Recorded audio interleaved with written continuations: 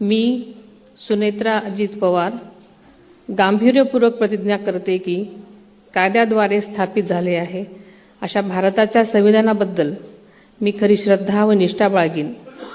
मी भारताची सार्वभौमता व एकात्मता उन्नत राखीन। मी महाराष्ट्र राज्याची उपमुख्यमंत्री म्हणून माझी कामे निष्ठापूर्वक व सद्विवेक बुद्धीने पार पाडेन आणि संविधान व कायदा यानुसार सर्व तऱ्हेच्या लोकांना मी गांभीर्यपणे व निपक्षपातीपणे तसेच कोणाच्याही विषयी ममत्वभाव किंवा आकस न बाळगता न्याय वागणूक देईन।